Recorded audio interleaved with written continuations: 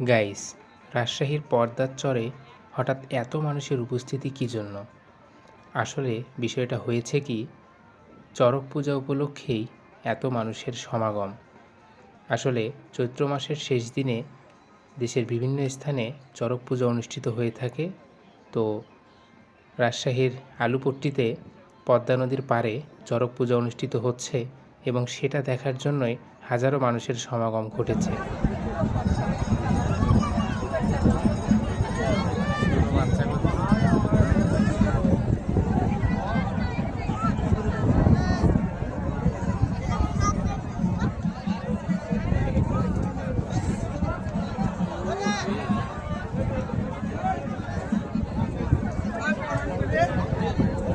চড়ক পূজা মূলত কী উপলক্ষে করা হয় বা কেন করা হয় সে বিষয়ে আমার তেমন একটা ধারণা নেই। তবে আমি যতটুকু জানতে পেরেছি সেটাই আপনাদের কাছে শেয়ার করছি।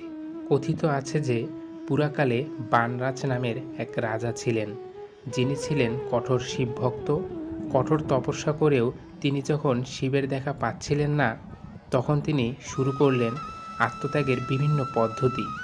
চৈত্র মাসের শেষ দিকে তিনি কখনো পাহাড় থেকে ঝাঁপ দিতেন, কিংবা কখনো ঝাঁপ দিতেন ধারালো অস্ত্রের উপর। কিন্তু এতেও যখন মহাদেব সন্তুষ্ট হলেন না, তখন তিনি নিজের পিঠে বড়শি ফুঁড়ে গাছে ঝুলে পড়লেন। এরপর মহাদেব সন্তুষ্ট হয়ে তাকে দর্শন দিলেন। আর এভাবেই গ্রাম বাংলায় শুরু হয়েছিল চড়ক পূজা। সময় তখন বিকেলের, আর ঘড়িতে বাজে 5টা। সূর্যের তাপ তখনও কমেনি, তারপরও এখানে এত মানুষের উপস্থিতি, যা দেখে আমি পুরোই অবাক। আর যতটা সময় যাচ্ছিল, মানুষের উপস্থিতি ততই বাড়ছিল।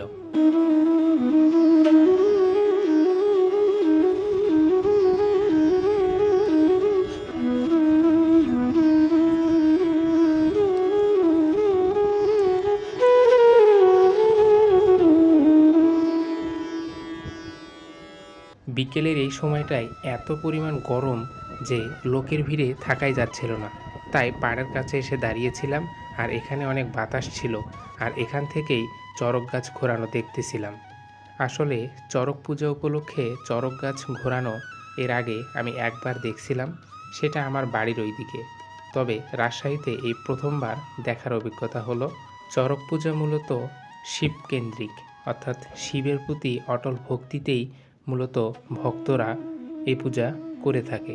আর ওই দূরে যে চড়ক গাছটা দেখতে পাচ্ছেন, এই চড়ক গাছটা সারা বছর জলের নিচে থাকে এবং চড়ক পূজার দিন এটিকে ডাঙায় তোলা হয় এবং চড়ক ঘোরানোর জন্য তৈরি করা হয়। এই চড়ক পূজার প্রধান আকর্ষণ হচ্ছে সন্ন্যাসীরা পিঠে বড়শি ফুরিয়ে কীভাবে শূন্যে ভেসে থাকে ভোলানাথের নামে।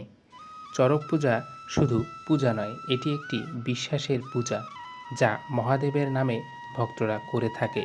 চড়ক পূজা উপলক্ষে মূলত সন্ন্যাসীরা সন্ন্যাস জীবনযাপন করে এবং কঠোর সাধনা করে। কিন্তু অন্যান্য পূজার চেয়ে চড়ক পূজার নিয়মগুলো কিন্তু একটু ভিন্ন। আপনাদের মনে হতে পারে এই নিয়মগুলো অদ্ভুত কী জন্য। এটিকে আপনারা পাগলামিও বলতে পারেন, মহাদেবের প্রতি ভক্তদের পাগলামি। প্রচণ্ড গরমের কারণে সন্ন্যাসীদেরকে এই তাঁবুর নিচে রাখা হয়েছে।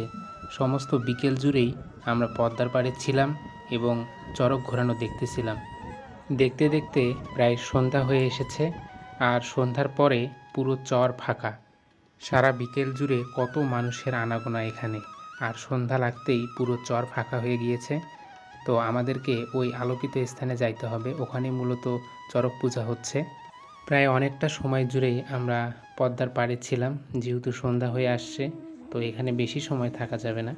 চড়ক পূজা যেখানে হচ্ছে সেখানে মন্দিরটাকে অনেক সুন্দরভাবে সাজানো হয়েছে।